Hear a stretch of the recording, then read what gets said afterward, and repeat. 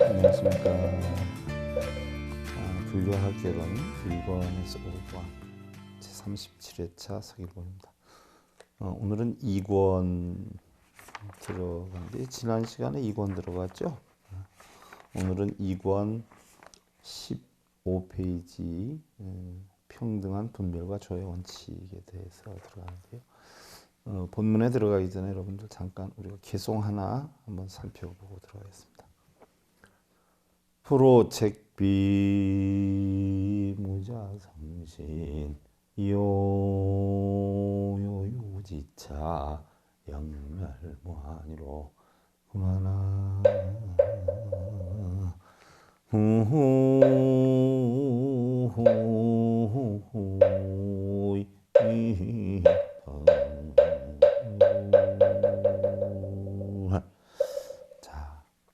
남의 잘못을 꾸짖지 말고 부지런히 자신을 되살펴 봐라.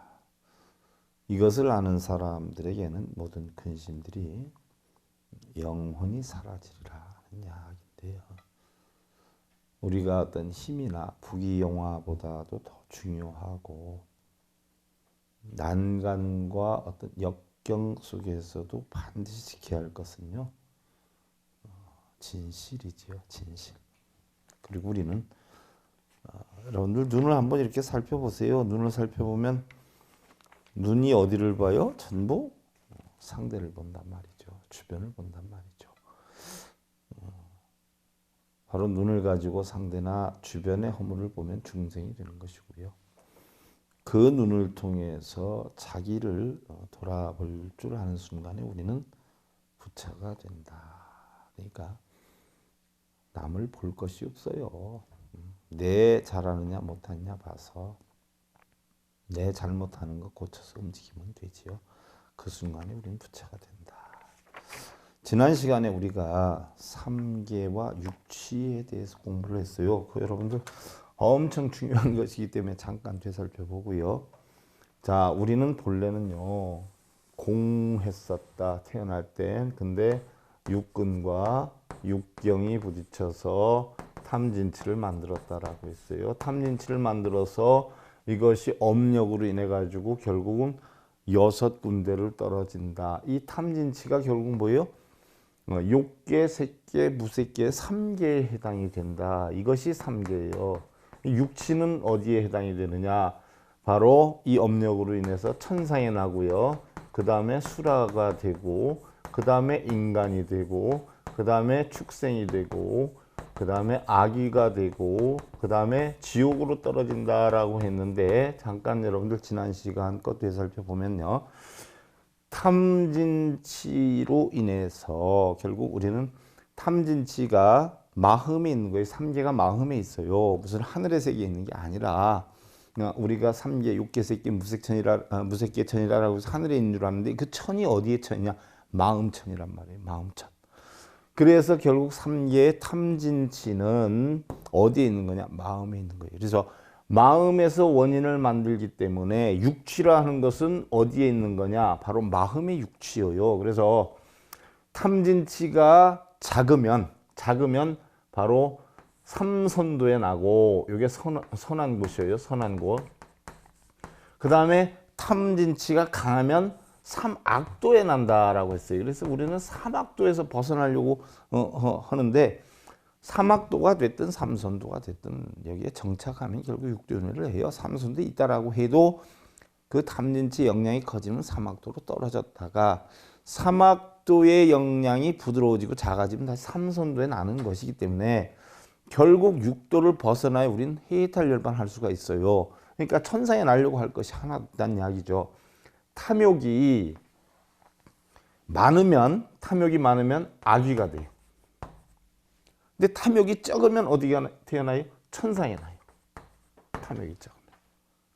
그러면 성냄이 많으면 어디로 가느냐? 지옥으로 나요. 지옥.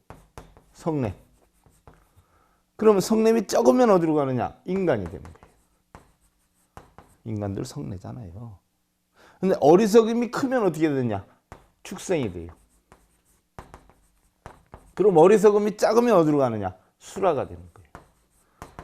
결국은 육도윤회를 한다는 건 전부 어디에 있냐? 마음 속에 있는 탐진치로 인해서 형성이 돼서 탐욕이 적으면 천상에 나고 어리석음이 적으면 수라가 되고 성냄이 적으면 인간이 되어서 적기 때문에 선한 곳에 나고 탐욕이 아주 많으면 악귀가 되고 성냄이 아주 많으면 지옥이 되고 어리석음이 아주 많으면 축생이 되기 때문에 결국은 선악이 탐진치가 많으냐 적으냐에 따라서 형성이 되는 것이다. 그래서 탐진치가 적으면 삼선도에 나고 탐진치가 많으면 사막도에 나는데 이 3개의 육치가 전부 마음에 있는 것이라. 그래서 여러분들 경전에 보면 선에 빠지면 선병에 걸리기 쉽고 악계에 빠지면 악병에 걸린다라고 하는 건 뭐냐? 선에 빠지면 결국 삼선도에서 윤회를 하고 악에 빠지면 사막도에서 윤회를 하기 때문에 선도 악도 빠지지 말아라. 그래야 결국 뭐예요? 해탈을 할 수 있다. 이게 지난 시간에 배웠던 요점이에요. 그래서 지난 시간 제가 마지막에 했던 게 빛이 있으면 그림자가 생긴다. 그와 같이 선이 있으면 악이 형성이 된다. 그래서 선과 악이라고 하는 것은 빛과 그림자와 같지만 빛이 없어지면 그림자 안 생기잖아요. 밤중에. 선이 없으면 악도 없어요. 악이 없으면 선도 없어요. 그와 같이 빛과 그림자가 없는 세계, 선과 악이 없는 세계. 어느 경전에 보면 그림자 없는 나무에 꽃이 찬란하고 나오지 않아요? 바로 그림자, 업이 없는 세계, 빛이 없으니까 선악이 없는 세계, 거기에 꽃이 피었다고 뭐예요? 열반이라는 이야기예요. 그래서 요거 여러분들 확실히 머릿속에 넣어놔야 돼요. 그래서 육도윤회는 하늘의 세계에 있다? 어디 있다? 마음에 있다. 마음이 공해지면 육도는 없어진다. 죽어서 아기가 되고 축생이 되고 소가 되고 돼지가 되는 세계가 아니에요. 그 다음에 오늘은 두 번째, 평등한 분별과 조화의 원칙. 무슨 얘기냐? 우리의 삶을 통해서 보면 상대는 나의 거울이요 메아리와 같다. 그죠? 내가 거울 보고 웃으면 웃는 모습이 보이고 울면 우는 모습이 보여요. 우리 보살님들 신랑한테 욕하고 신랑 얼굴 봐봐. 또 신랑 최고다 하고 신랑 얼굴 봐봐. 상대는 내 거울이란 말이에요. 상대가 화를 내면 저 사람 오늘 왜 열내고 난리야가 아니야. 저 사람이 오늘 내가 열낼 일을 만들었구나 하고 반성을 할 줄 알아야 돼. 화를 내게 하면 화를 낼 만한 원인을 만들고 상대를 좋게 대해주면 상대를 좋게 대해줄 만한 원인을 알게 모르게 만든 때문이고. 자, 그거 확실히 알려면 어떻게 돼야 돼요, 여러분들? 지금 옆에 있는 사람 귓밤때기 한번 때려봐. 뭐가 날라오나? 아니면 욕 한번 해봐. 뭐가 날라오나? 그럼 안 받겠다 해서 귓밤 때리고 도망가고 욕을 한다고 해서 도망을 가면 뒤에서 욕 안 먹어요? 다음에 만나게 되면 귓밤때기 안 맞나? 이게 응보예요. 우리 불교의 원칙이에요. 선행을 하고 그 자리를 떠난다 해도 뒤에서 칭찬을 받을 수 있고 악행을 하고 떠나면 뒤에서 뭐요? 욕을 먹을 수도 있어요. 그래서 우리가 극락과 지옥은 죽어서 가는 것이 아니에요. 현실의 삶이 괴로우면 그게 바로 지옥이고 현실의 삶이 즐거우면 바로 그것이 극락이에요. 근데 그것 또한 극락과 지옥에서 만들어지는 게 아니라 내 마음속에서 만들어진 극락과 지옥이라는 이야기예요.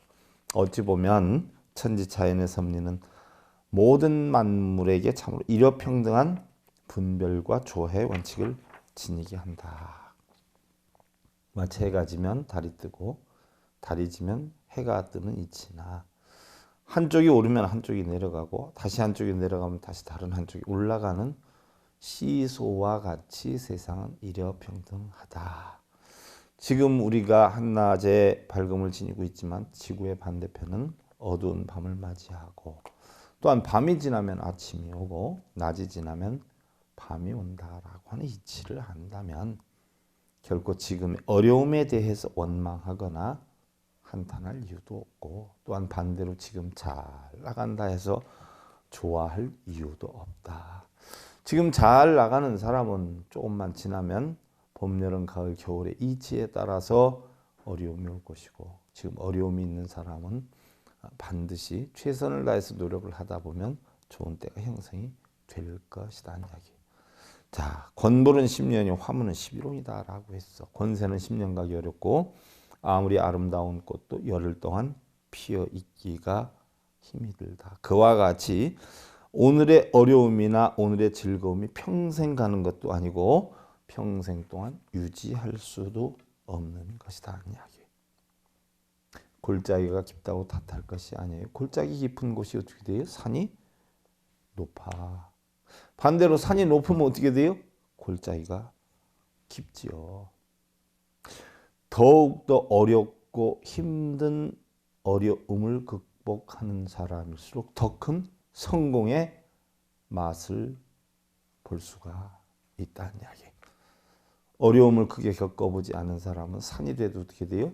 조그만 동산에 지나지 않고 정말 죽기 일보 직전에 그런 어려움을 겪어본 사람은 저 설악산 대청봉 꼭대기의 높이만큼이나 성공을 누릴 수가 있다는 이야기. 또한 부모의 혜택을 많이 입는 자는 어떻게 돼요? 독립심이 약해져서 부모의 재산을 탕진하게 되고 전혀 부모의 도움을 못 받는 사람은 어떻게 돼요? 스스로 성공에 멀게 되기 때문에 혹여나 우리 보살님들 자식에게 나는 부족함이 하나도 없이 해줬어 라고 좋아할 것이 하나도 없어. 왜?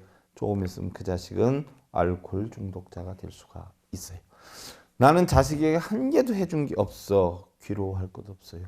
이를 악물고 성공해서 결국은 행복의 삶을 유지할 수가 있기 때문이라는 이야기. 밤이 깊을수록 아침이 가까워져요. 현실의 삶이 어려울수록 그만큼 행복할 수 있는 그런 여건이 가까워 왔다. 그러니까 번뇌를 할 이유는 하나도 없다는 얘기. 한편으로 놓고 보면 어떻게 돼요? 자신의 부유는 또한 자신이 지금 잘 나가고 있다 해서 좋아할 거 없어. 왜? 자신이 잘 나가고 돈을 잘 벌고 쑥쑥쑥쑥 승진하는 대신 다른 사람이 승진을 못하고 다른 사람이 돈을 못 벌고 다른 사람이 망하고 있다는 이야기예요. 거꾸로 놓고 보면 좋아할 게 아니라 다른 사람을 괴롭히고 다른 사람에게 재앙을 주는 지금 극박한 상황에 놓이고 있는 것이 잘 나가는 것이다 하는 이야기예요. 어찌 보면 자신의 물질적 추구는요, 업을 짓는 것이요. 또 자신이 망했다 실패했다 속 끓일 거 없어요. 왜? 남한테 보시를 했어. 덕을 베푸는 것이요. 그래서 얻고 이름을 떠나서 자신의 삶에 최선을 다하고 만족함을 잃고 행복을 추구할 수만 있다라고 하면 높고 낮음, 있고 없음을 초월한 열반의 경지가 되는 것이다. 사업이 흥하면 흥해서 좋고 망하면 내가 또 한 수 배웠구나 해서 좋고 칭찬받으면 칭찬받아서 좋고 야단 맞으면 또 하나 내가 깨우치게 되었구나 해서 좋고 세상에 좋다라고 생각하면 다 좋은 것이고 나쁘다라고 생각하면 전부가 나쁜 것이다. 이야기. 흔히들 생과 사를 우리가 얘기하지만 자 가만히 생각을 해봐요 여러분들. 내가 사는 만큼 죽는단 말이요. 1년 살면 1년 죽고 하루 살면 하루 죽어. 생이 사이고 사가 생이에요. 자, 사랑하는 부모님은 세월이 모셔가요. 그와 같이 새싹이 나오려면 어떻게 돼요? 씨앗이 뿌려져 썩어야 하는 것과 같아요. 그렇게 놓을 때 죽음은 새로운 탄생을 의미를 하는 것이기 때문에 바로 죽음이 바로 태어남이라 생사가 없는 것이다. 사랑하는 사람은 어떻게 돼요? 상대 말 한마디에 지옥과 극락을 드나들지만 원마음을 생각해보면 본래는 공이라 극락도 지옥도 없는 것이에요. 순간에 육근 육경을 붙여서 일어난 작용에 지나지 않는 것이다. 이러한 이치만 알면 우리는 즐거움도 괴로움도 없는데 우리는 그런 이치를 알지를 못하기 때문에 또한 알지만 거기에 대해서 깊은 이해를 하지 못하기 때문에 결국 괴로움에서 벗어나지 못한다. 그래서 평등한 분별과 조화의 원칙을 깨달으면 세상엔 좋고 나쁨이 없다, 선과 악이 없다, 극락과 지옥이 없다는 이치만 알면 열받을 일이 하나도 없다. 약이. 다음 세 번째. 그러면 이러면 아무것도 없이 열반이 되는데 우리가 괴로움이 왜 생기는가? 괴로움이 생기는 원인은 뭔가? 결국은 이러한 이치를 몰라서 그런 거 아니에요?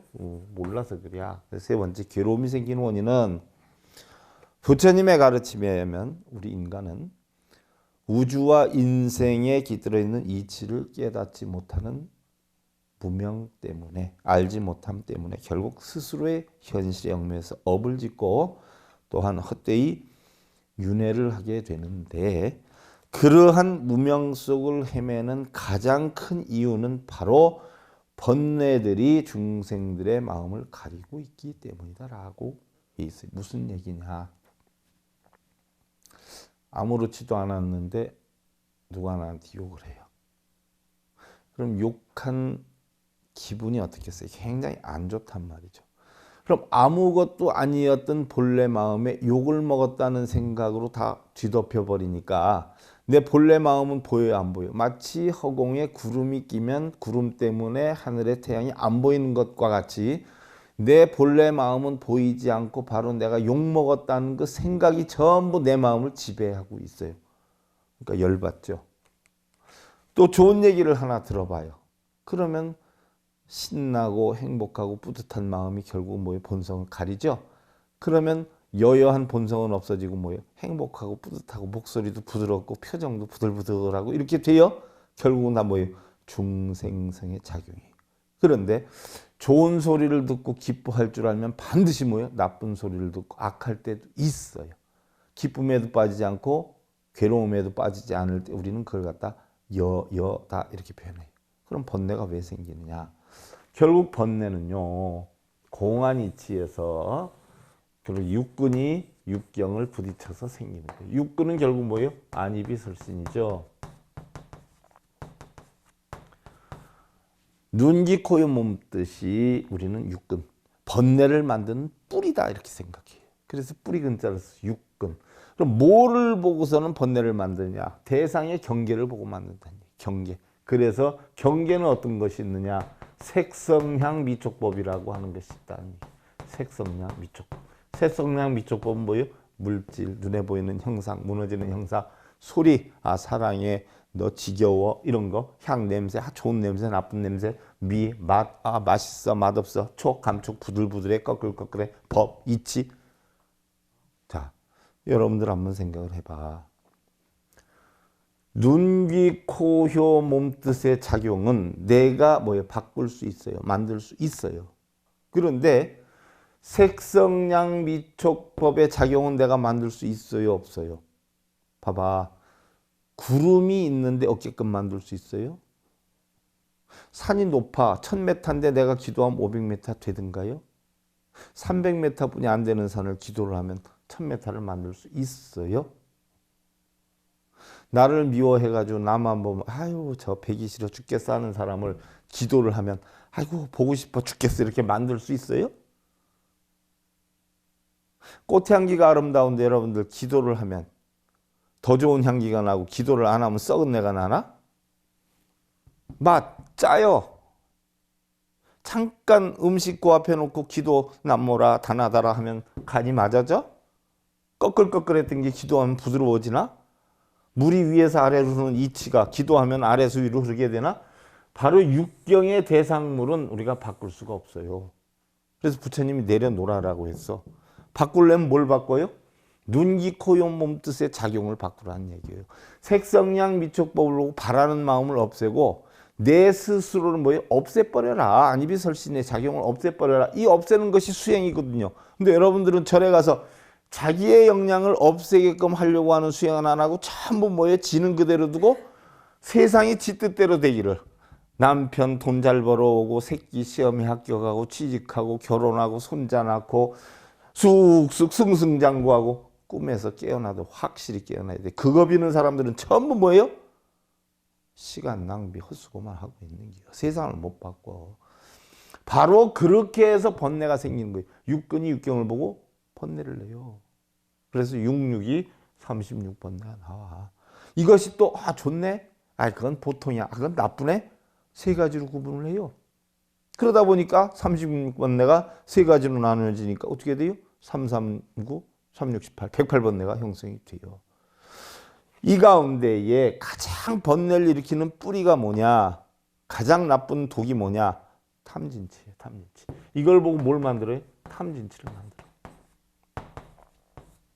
탐내고 성내고 어리석음을 만드는 거예요. 그런데 한번 보세요. 탐내면 성냄이 꼭 따라와.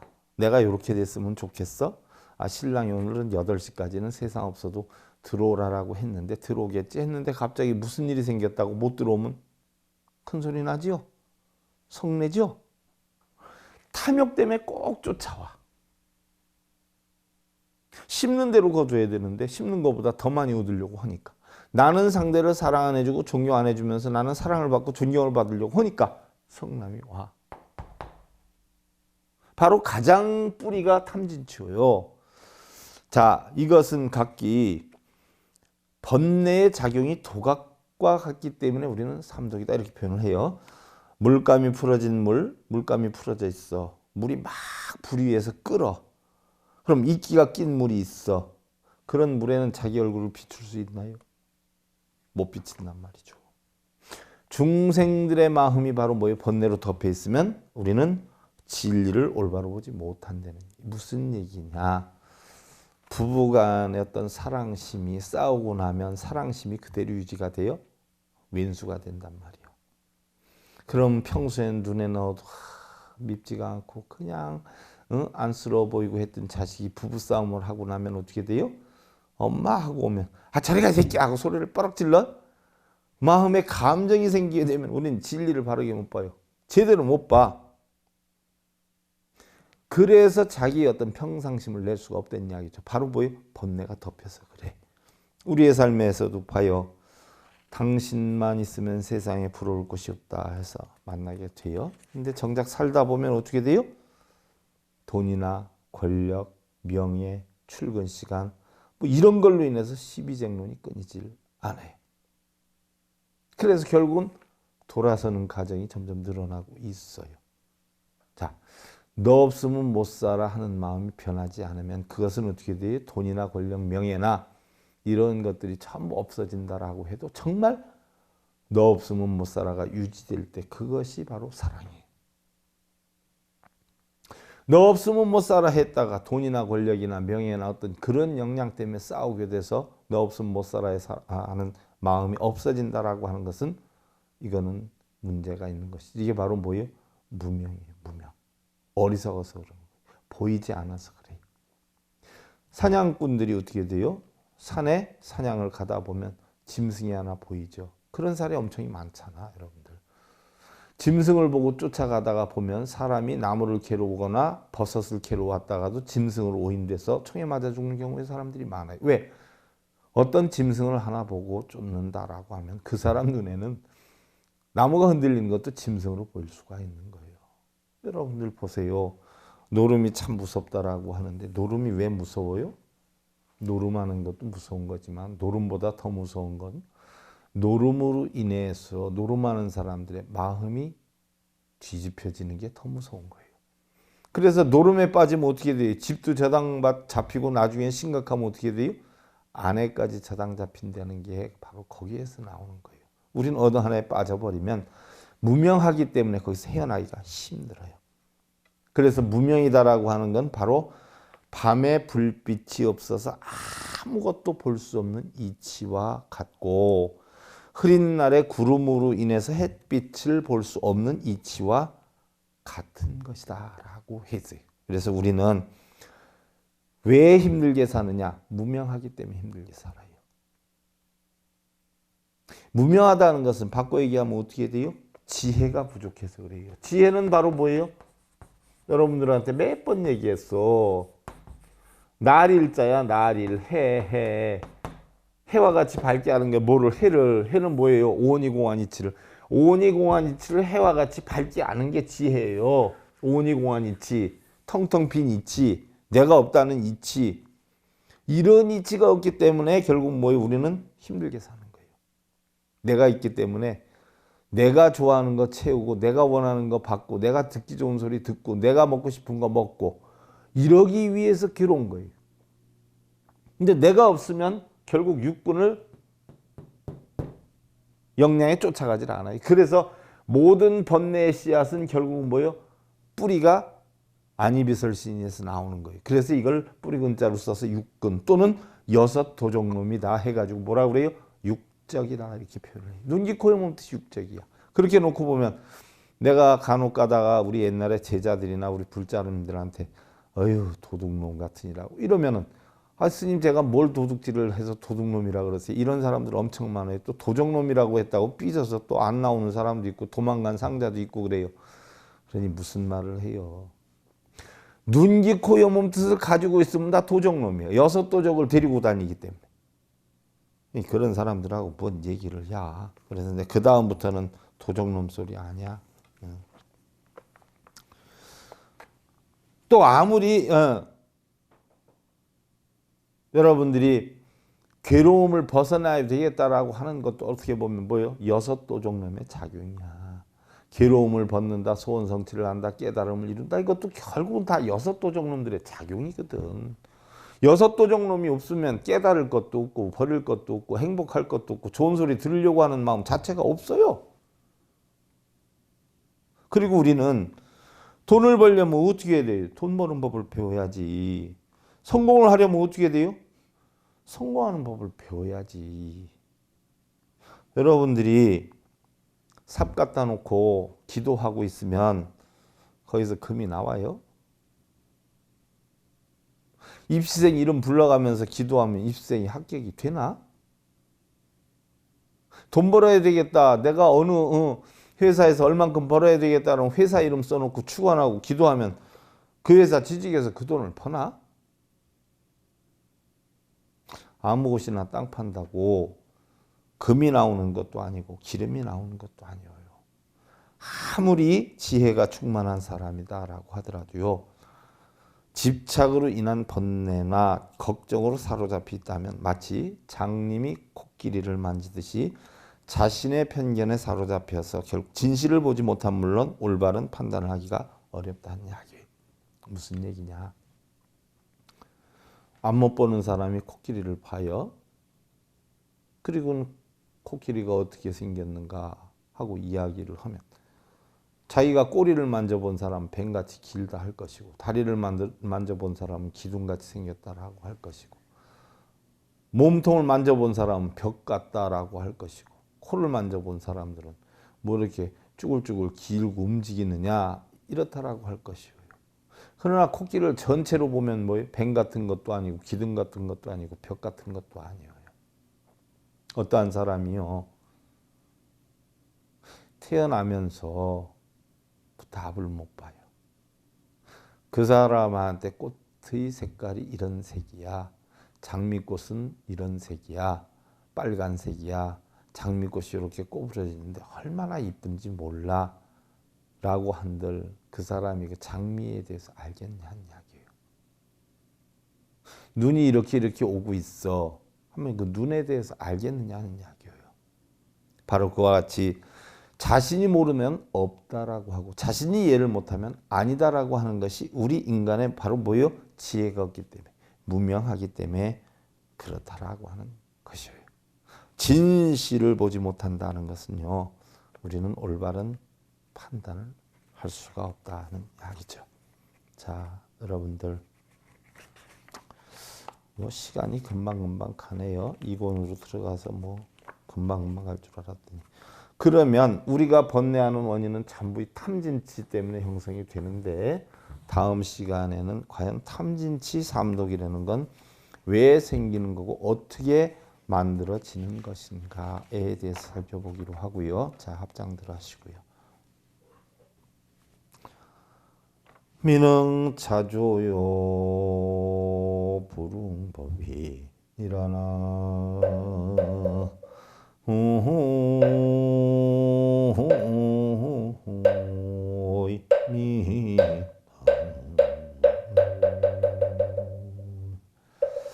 미능자조하고 능히 자신을 다스리지 못하게 되면 불응법이니라. 그는 법의를 입을 자격이 없느니라. 부처님 진리를 바르게 알아서 부처님의 깨달음을 바르게 깨달을 줄 모른다라고 하면 불자로서의 자격이 없는 것이고, 어머니다 아버지다라고 하면 아버지의 노릇을 하고 아버지의 책임과 의무를 다할 때, 어머니의 책임과 의무를 다할 때 우리는 어머니의 자격이 생기고 아버지의 자격이 생기는 것이다. 대부분 자격은 갖추지 않고 책임은 다하지 못하고 하면서 권리만 얻고 자기의 역량만 추구하려고 한다라고 하면 자격이 없다. 머리를 깎고 승복을 입었다라고 해서 승려가 아니고 바로 올바른 승려의 마음가짐과 행을 해야 된다. 그래서 승려로서의 행은 바로 뭐예요? 탐진치를 벗어나고 오니공한 이치를 깨우치고 중생들한테 전해야 된다는 이야기죠. 마음이 순수하지 않고 진리에 대한 탐구의 열정도 없으면서 수행자의 옷을 입고 의시되는 어리석음 자들이여, 그대는 수행자의 옷을 입을 자격이 없느니라. 법구경에서 부처님께서 하신 말씀이에요. 여러분들 자기의 권리를 찾는 것도 중요하지만 먼저 의무를 다하는, 도리를 다하는 불자님들 되시길 기원드리면서요. 불교학개론 2권 제37회차 서일봉이었습니다. 감사드립니다. 성공하십시오.